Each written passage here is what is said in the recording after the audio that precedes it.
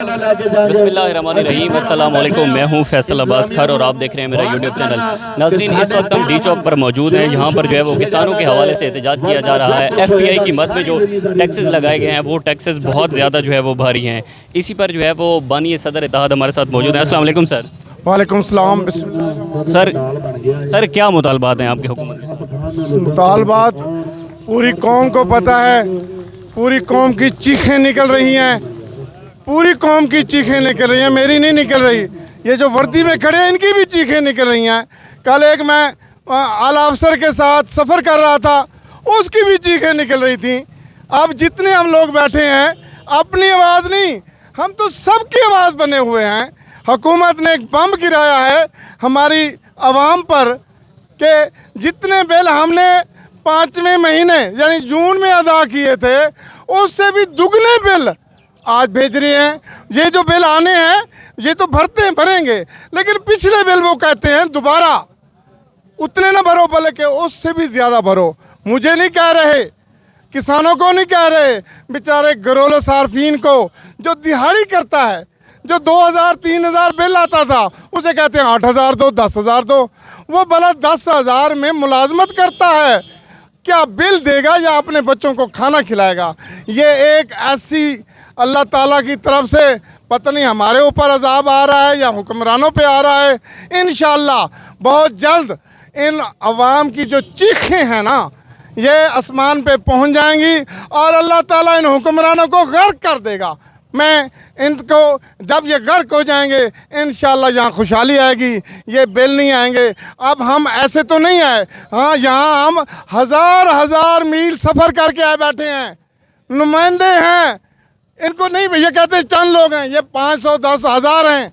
इनको पता नहीं है एक एक बंदे के पीछे 1-1 लाख बंदा है। अगर हम चाहें तो पूरा पाकिस्तान सिर्फ हमारी 1 घंटे की कॉल पे बंद हो सकता है। अभी तक हुकूमत के साथ कोई सिटिंग हुई है, आपकी कोई बैठक हुई है या उन्होंने कोई बात की? अभी हमें ऐसे लॉलीपॉप दिखा रहे हैं, किसी के पास लेके जा रहे हैं। भला बताएं एक सेक्रेटरी साहब क्या कर सकता है?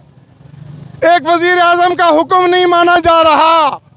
उसने कहा जी ट्यूबवेल सार्फिन के जितने नाजायज़ टैक्स हैं, ट्यूबवेल वालों के, ज़रूरी ट्यूबवेल वालों के जितने नाजायज़ टैक्स हैं हम माफ़ करते हैं।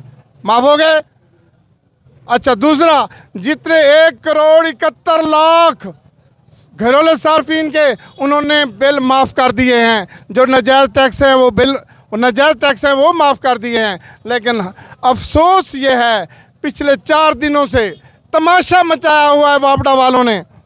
वो हमसे वैसे के वैसे ले रहे हैं। वो कहते हैं जी आपको ये लॉलीपॉप दिखाया गया है। ऊपर से जो रास्ते में अफसर बैठे थे, ब्यूरोक्रेट बैठे थे, उन्होंने हुक्मरान की बात, उन्होंने वज़ीर आज़म की बात नहीं चलने दी। मैं वज़ीर आज़म को वाज़ेह अल्फाज में कहता हूँ, पहले भी आपने एक एहसान किया था, आपने ज़रूरी ट्वेलों को 1 यूनिट 1 बिल दिया था।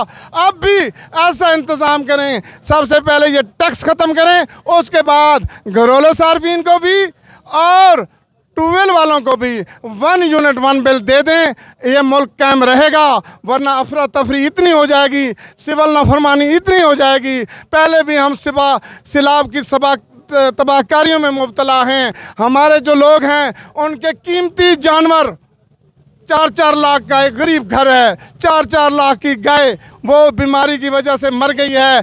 इन चूड़े जो अफसर हैं उनको जो इमदाद पैसे हुकूमत से लेके हमारे दवाइयाँ लेनी थी वो हमें दवाइयाँ नहीं मुहैया कर रहे। इसकी वजह से वहाँ जानवरों की मरने की तादाद बहुत ज़्यादा हो गई है। खुदारा हुक्मरान वज़ीर आज़म साहब दौरे छोड़ें, आवाम की फ़िक्र करें, सिलाब के तबाहकारियों की फ़िक्र करें, इन मज़लूम किसानों की फ़िक्र करें। हम ये मत समझें कि ये चंद लोग हैं हमने पीछे बिठाए हुए हैं या हम इधर नहीं लेके आएंगे। अगर ज़रूरत पड़ी तो पूरा पाकिस्तान बंद कर देंगे, पूरा पाकिस्तान।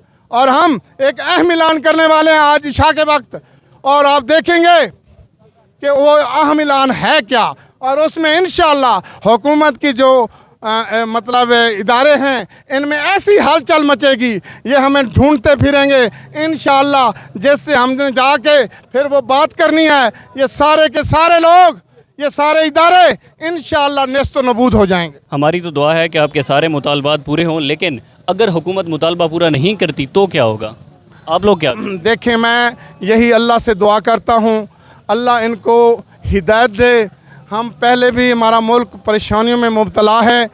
अगर इन्होंने खुदा न खास्ता इन्होंने गलत फ़ैसला किया, हमें लॉलीपॉप फिर दिखाने की कोशिश की, तो मैं कहता हूँ इतनी अफरा तफरी आएगी आप सोच भी नहीं सकते। एक तरफ तो जो है वो इस मुल्क के अंदर बाकी बहुत सारी मुश्किलात हैं। अब गंदम जो है उसकी भी किल्लत पैदा हो रही है, क्योंकि जनूबी पंजाब के अंदर सैलाब है, वहाँ पर जो अब फसलें हैं वो तबाह हो चुकी हैं। तो अब अगर आप लोग भी ऐसा करेंगे, यानी कि काश्त बंद कर देंगे, तो मुल्क कैसे चलेगा? क्या सूरत है? हाँ, मैं आपको बताता हूँ, हर बंदा जो भी ताजिर होता है, जो भी फैक्ट्री ऑनर होता है, वो क्या करता है, वो अगर 100 रुपये की चीज़ लेता है, उसकी कोशिश होती है कि इसमें जितने अखराजात हैं, 100 की चीज़ है, 100 अखराजात हैं, 200, वो 200 नहीं लेता, वो लेता है 400। अगर मैं गंदम बीजता हूँ, मेरा खर्चा आता है 1 लाख रुपया फ़ी एकड़, तो मेरी तवक्को तो है ना 1,10,000 मिले। अगर मुझे 1 लाख की बजाय वो 70,000 या 60,000 मिलेगा, कौन माई का बाप है, माई का लाल है जो गंदम काश करेगा? हर बंदा हिसाब लगा लेता है।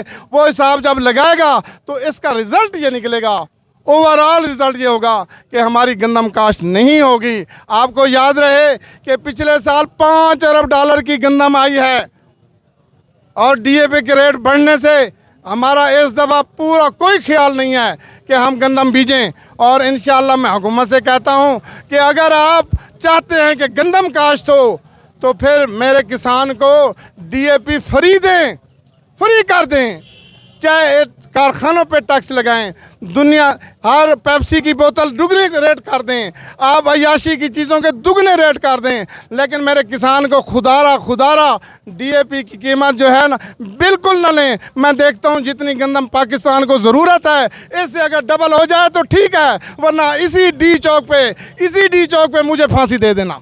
ठीक है अंकल। अच्छा, ये जब गंदम बीजने का वक्त आया था तो उस वक्त जो है वो खाद की किल्लत पैदा हो गई थी। हमने देखा कि खाद जो है वो पाकिस्तान के अंदर थी, लेकिन स्मगल की जा रही थी। इस पर हमें थोड़ा बताएं कि जब आपने गंदम बीजी थी उस वक्त क्या मसला आपको? हाँ, उस वक्त ये हुआ कि हमारे खाद डीलरों ने गंदम लेके नीचे तह खानों में रख दी, और उस वक्त उन्होंने अपना डीएपी ली 4,000 में, 3,500 में, 5,000 में।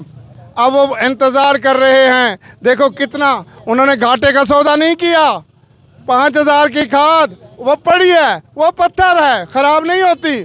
आज उनकी वो उसको 15,000 में बेचना चाहें तो वो बिक सकती है, लेकिन वो इंतज़ार कर रहे हैं कि खाद बाहर ना निकालें, बल्कि इसको 20,000 में बेचें। खुदारा, अगर हुकूमत ने इन डीलरों को काबू ना किया तो मैं आपको यकीन दिलाता हूं कि मैं किसानों को इतना बहादुर कर दूंगा, हर स्टोर खोल के हम मुफ्त खाद ले जाएंगे इंशाल्लाह। अंकल, एक गन्ने के साथ भी इशू है कि जब गन्ना काश्त करते हैं, जब बीजते हैं, तो उस वक्त जो है वो जितनी भी मिलें होती हैं वो हमें सब्सिडी देती हैं, ठीक है, कि आप गन्ने जो है वो बीज करें। लेकिन जब हम उसे क्रश करते हैं, मिल के अंदर लेकर जाते हैं, तो हम देखते हैं कि कतारें लगी होती हैं, 4-4, 5-5 दिन मिल गन्ना नहीं लेती, फिर अगर लेती भी है तो अपनी मर्ज़ी की रेट वसूल करते हैं। लेकिन ये आज से 5 साल 10 साल पहले था, अब इसकी नौबत नहीं आएगी। और पिछले 2 साल से ये फिर से हरकत में हैं शुगर मिलों वाले, और ये हमारे पैसे दबाए हुए हैं। मैं आपको यकीन दिलाता हूँ, बल्कि मैं अपने किसान भाइयों को यकीन दिलाता हूँ, अगर अल्लाह ने मेरी ज़िंदगी रखी, मेरे लीडरों की ज़िंदगी रखी, तो अगर किसी मिल ने 1 रुपया भी मेरा किसान का रोका, तो तमाम अमले को इंशाल्लाह उल्टा लटका देंगे। शुगर मिल का कोई बंदा हमसे महफूज नहीं होगा फिर। चलें, ठीक है जी, बहुत शुक्रिया। एफपीआई की मद में जो टैक्सेस लगाए गए हैं वो किसानों पर जो है वो बहुत ज़्यादा बोझ डाल रहे हैं। अब देखते हैं कि हुकूमत इनके मुतालबात पूरी करती है या नहीं करती, लेकिन इन लोगों का कहना है कि अगर हुकूमत हमारे मुतालबात पूरे नहीं करती तो फिर हमारे और काफ़िले भी जो है वो आने के लिए मुंतज़िर हैं। हमें दीजिए इजाज़त, अल्लाह हाफ़िज़।